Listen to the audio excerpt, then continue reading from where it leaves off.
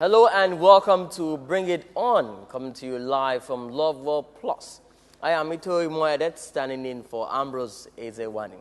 Today promises to be exciting because we'll be looking at Nigeria at 52 and the way forward. And of course, the concept of entrepreneurship. Very interesting topic. I believe you would want to stay tuned and follow us up. Well, don't also forget that you can join us on our social media, UCOS, and Facebook page to post all your comments. And you would have opportunity to call in when we open the phone lines to make your contributions. The website, again, is www.ucos.com/bringitonlp, www.facebook.com/bringitontvshow. Well, we'll begin with the first part, which is the concept of entrepreneurship. Well, we know that the nation pushes out graduates every now and then, every year, into the labor market. And yet we have a government that has promised to provide well over 300,000 jobs in the last 2 years. Well, that really can be accounted for. Today on the show, our guests will be talking about entrepreneurship, how to make it work, how we can start small and make it big. We're being joined today by Pastor Femi Oteni-Gbagbe. He is the Managing Director of Paralex Microfinance Bank here in Lagos, Nigeria. Thank you so much, sir, for coming on the show. Thank you so very much. And of course, next to him is Pastor Don Okwofu. He is an entrepreneurial expert and a business consultant. Thank you so much for coming on the show. Thank you, Mo. Well, sir, let's start with the concept of entrepreneurship before I go into what Paralex Microfinance Bank has in mind right now. But let's look at the concept of entrepreneurship first. Well, a lot of times people assume that you are an entrepreneur because you have maybe a small briefcase and you're going about selling business. That is not entrepreneurship. Entrepreneurship is, it involves where you have something new to bring into the market, again, something old that's been in existence, but that you can turn into economic goods. That means that the first character of an entrepreneur is that it's innovative. You're ready to drive the economy. And not just, a lot of times, what we have right now is having people that are looking for just a way of meeting by. Okay. But entrepreneurship involves you adding something and driving the economy in your own way. That's actually what entrepreneurship is. And right now, our country needs a lot of entrepreneurs, tell you the truth. Well, do you agree with Pastor? Yes, very correct. Very correct. Entrepreneurship, even from economics, old economics, is about putting resources together. Traditionally, we say land, labor, and capital to produce. That's what entrepreneurship is about. Using resources, putting resources together to produce. So the man who puts those resources together, he gets capital, he puts labor, he has a business idea, he puts all of those together to produce a tangible economic result. Well, before I go to Pastor, let me still stay on you. Yes. Nigeria is 52, yes, and we're being described as the giant of Africa. We have the second largest economy in Africa and the largest in sub-Saharan Africa. Yes. And of course, like you know all the details, the largest, seventh largest oil producer and all that. Yes. At 52, do you think our government is able to accommodate these graduates that are being churned out on a yearly basis? Let me first of all point out that it's not the government's responsibility to accommodate those graduates. It's not even the government's responsibility to produce jobs. As I just described, the entrepreneur is the guy that puts resources together to produce. Government's responsibility basically is to provide an enabling environment, get infrastructure working, get things that will facilitate the work of that entrepreneur. That is the role of the government. The role of real production or generating jobs is the entrepreneur's role. Don't forget what I said. He puts capital and labor together with other resources to produce. So government producing jobs for those 300,000 graduates is a misplaced expectation.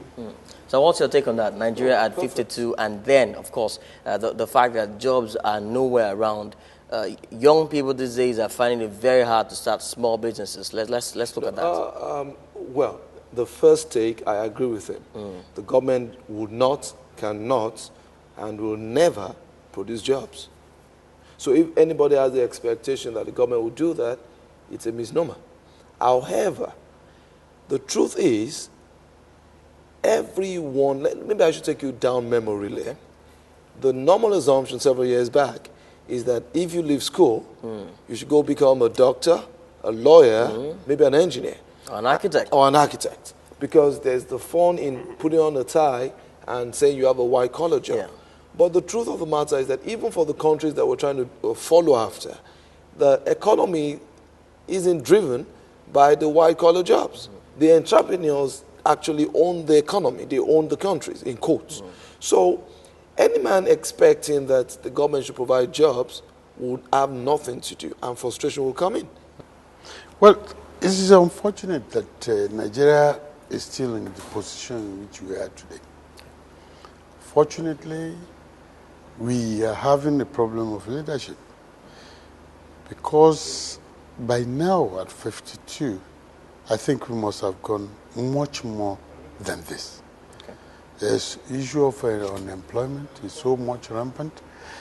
There's no coordinated effort at the federal level, state level, to venture into how do you plan for the future of our children when they are coming out of the school or of university or secondary school, at whatever level.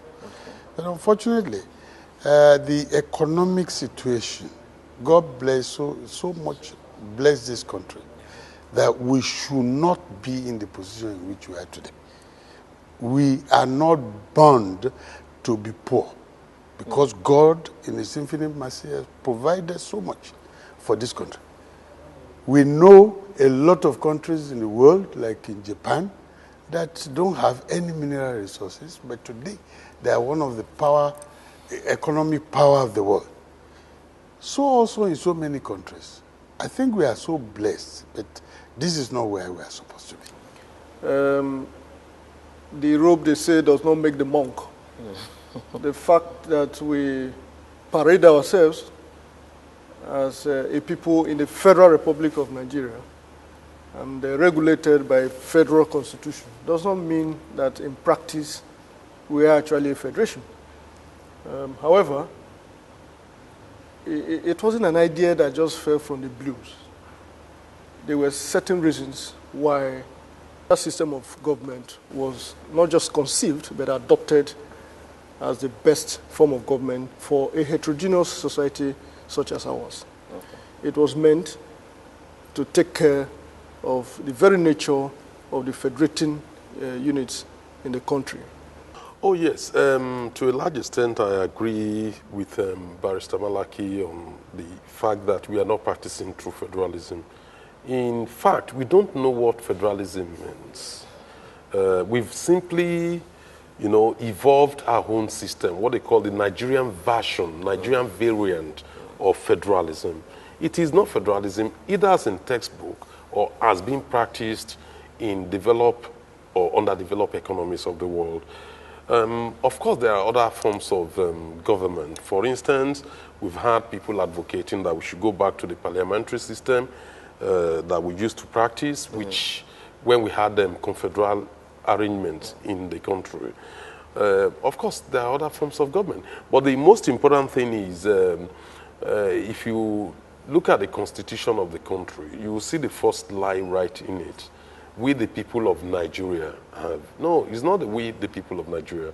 That constitution was produced for us, never, subjected to any referendum, by the people of Nigeria.